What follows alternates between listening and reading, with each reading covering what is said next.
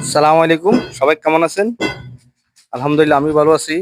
আমি এর মধ্যে আছি আমাদের একটা সাইডে মুরগির খামারে।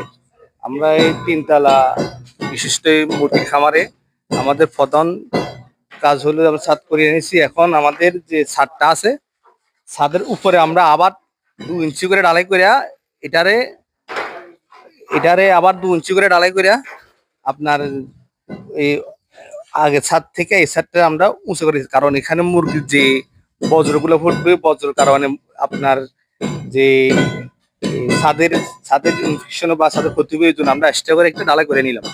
তো আপনারা যদি দেখে আমরা আমরা যে রাস্তাটা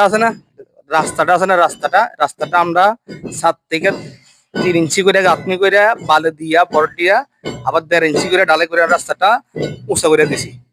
যে গভীর যে জায়গাটা দেখতেছেন এই জায়গাটা আমরা নিচু রাখছি, যেখানে খাঁচার তলে আর কি, নিচের জায়গা, খাঁচার নিচে যে আপনি বজ্রগুলো ফুটবে এটা আমরা দিক থেকে স্লোপ করে একবারে পাশে আমাদের যে গ্যাপটা এই আমরা এখানে পাইপ দিয়ে দিব, নিচে আমার ময়লাগুলো চলে যাবো। তো আমরা এইভাবে এই কাজগুলো করতেছি। আপনারা আমাদের সাথে থাকেন, সবসময় থাকবেন, আমার চ্যানেলটা সাবস্ক্রাইব করে দিবেন। তাহলে পরবর্তী আমরা দেখাবো আপনাদেরকে পুরা কাজটা কিভাবে আমরা সম্পন্ন করি। তো সবাইকে ধন্যবাদ।